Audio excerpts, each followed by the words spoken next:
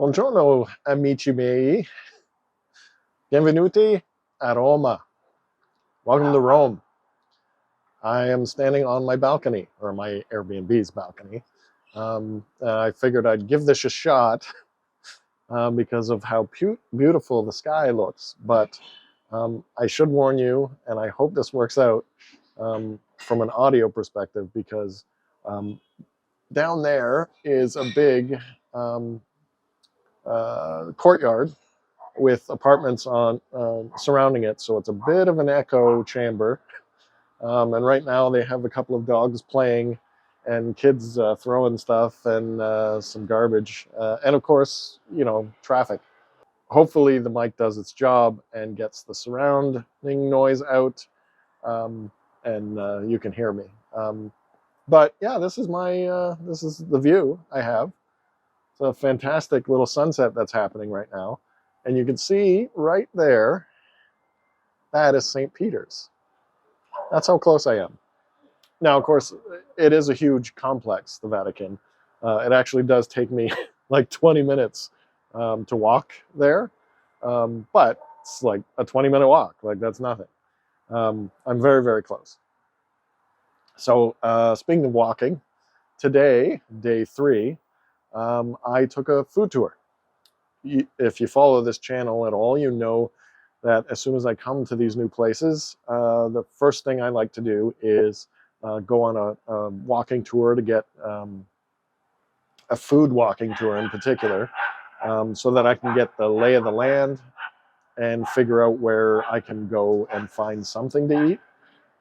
But of particular value is the tours that take you through the markets, so that I can find specifically food that I can go shop, find great recommendations for places that are affordable, that are good quality. And turns out there's a market a few blocks away, and it's one of the biggest markets in the city. And we eventually made it to the market. And oh my God, I can't wait to go back tomorrow. Tomorrow I'm going to the market to stock the refrigerator and start cooking properly. And based on what I saw today and some of the samples that I had, it was really good.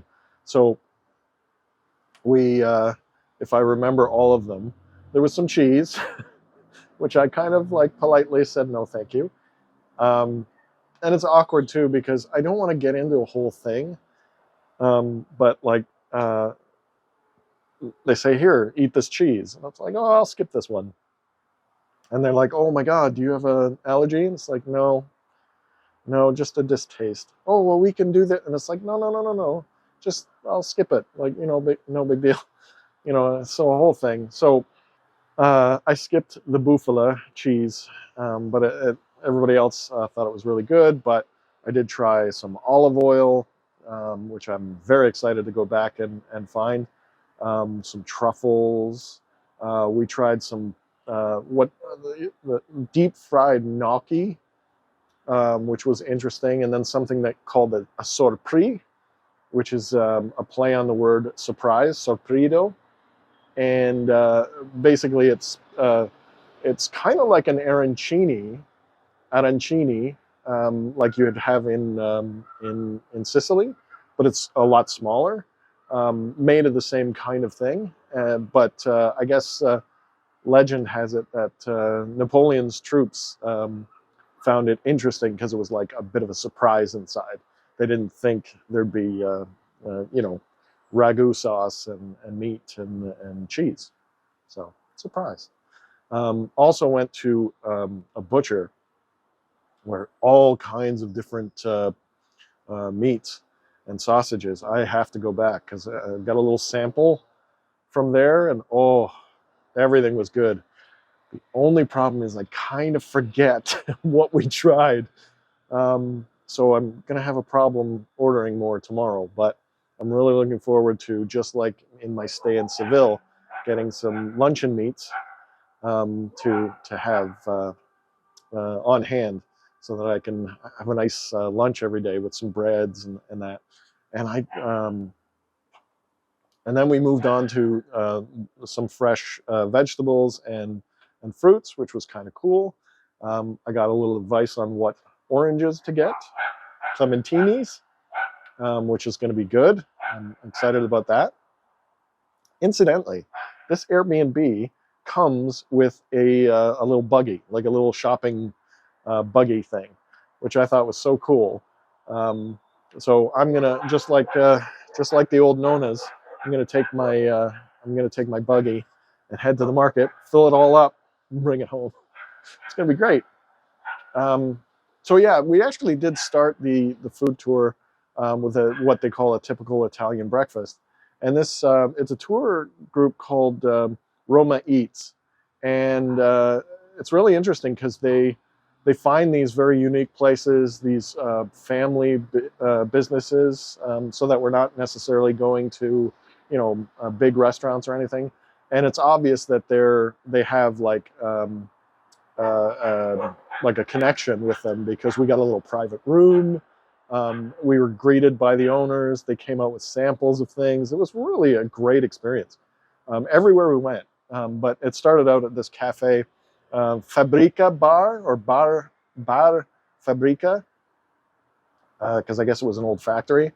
And we had our Italian breakfast, which was a cornetto, which is basically a croissant, um, and a cappuccino, which I can't even remember the last time I had a cappuccino, but uh, it was interesting, and it does pair well with a cornetto. And so from there we went to the market, and then we tried different Roma style pizza, which I got to tell you is not my preference. Like the thin, flat, crunchy kind of pizza. Not my style. I like the Napoli style, but it was really good. And I've never had potato on a pizza before, but it was cool to try. From there, we went to a pasta factory, which was fascinating because this place makes fresh, like absolutely fresh pasta. And apparently, you can't just walk into this. So it was cool to have them allow us in there. It was a little cramped and, really set off my anxiety about like being in the way. So I don't think I enjoyed the experience as much as I probably could have. But but it was fascinating because we got to see how they were making this fresh pasta, but in a an assembly line kind of way. And the cool thing is all of the restaurants, all in Rome, they offer daily fresh made pasta. Not every restaurant, but the ones that do.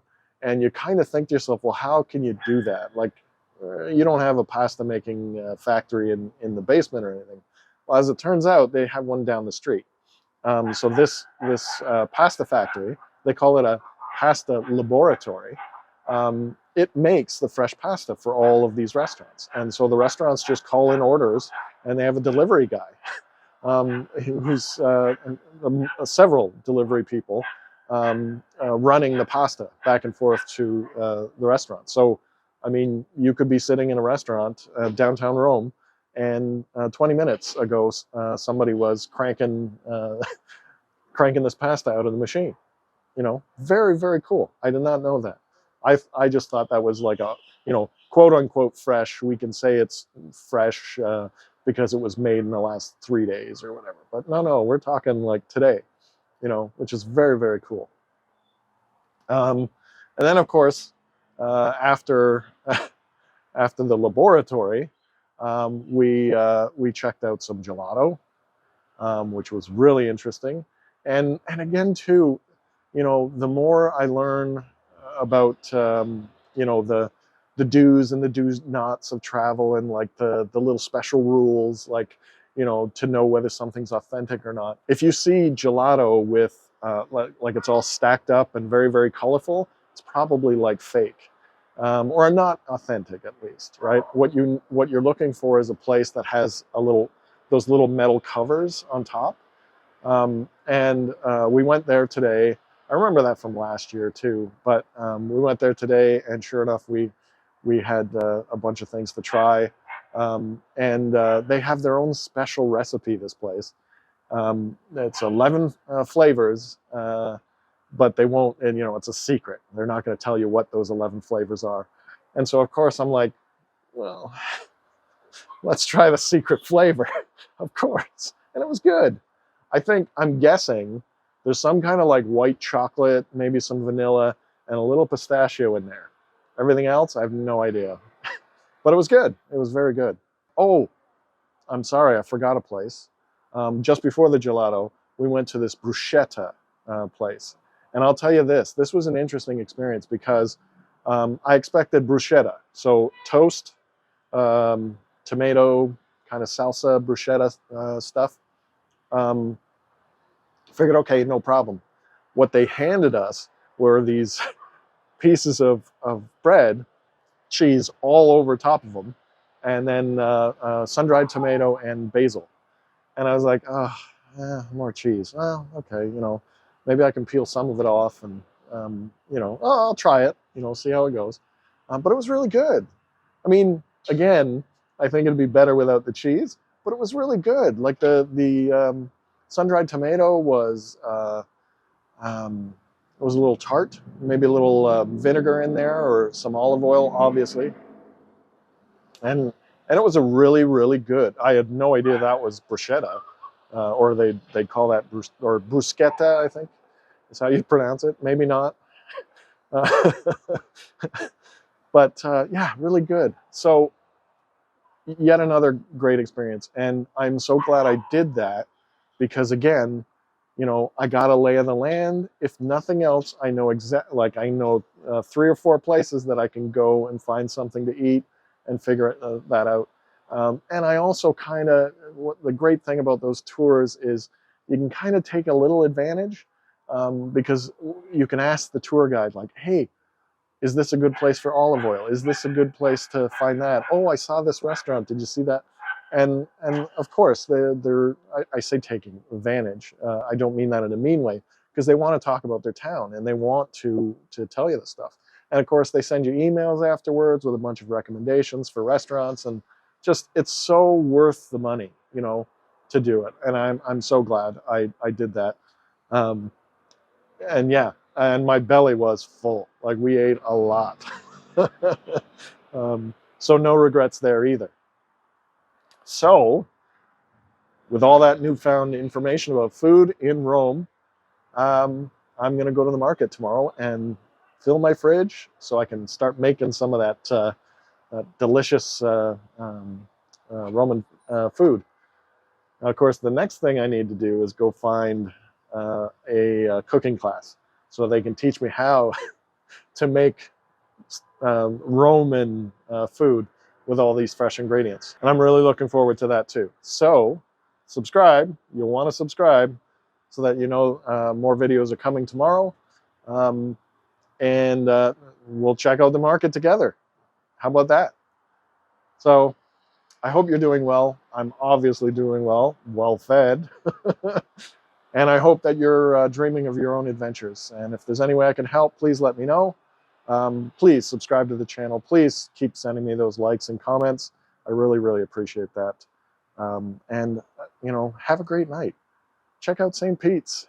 Where do we got St. Pete's? Over there. And enjoy the view. Until next time. Ciao. Arrivederci. Good night.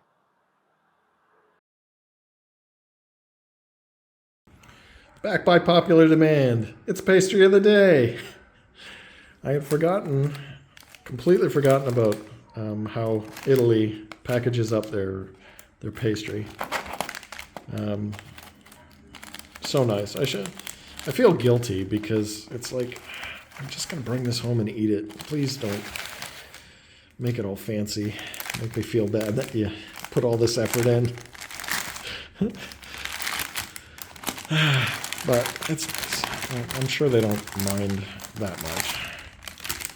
All right, so what do we got here? Oh, This, I don't know what it is, but it's some kind of flaky cookie with chocolate on top, and probably something in the middle. It's going to be great. This is a puff. I asked what their best stuff was. I saw the chocolate cookie and was like, yeah, give me that. And then asked what was the best. And they said this puff right here and this right here. It's got cream in it and just a light pastry. Oh, yeah, it's going to be good. So the trick is, I don't know why I bought 3. I shouldn't have bought 3 pastries. Why do I do that? Okay, so technically I did buy these yesterday, so I'm already doing well by not having eaten all 3, but I'm gonna eat this chocolate cookie tonight, and then this will maybe be my Italian breakfast, and maybe dessert, or maybe the opposite. I don't know. We'll see. I'll let you know tomorrow. Pastry of the day.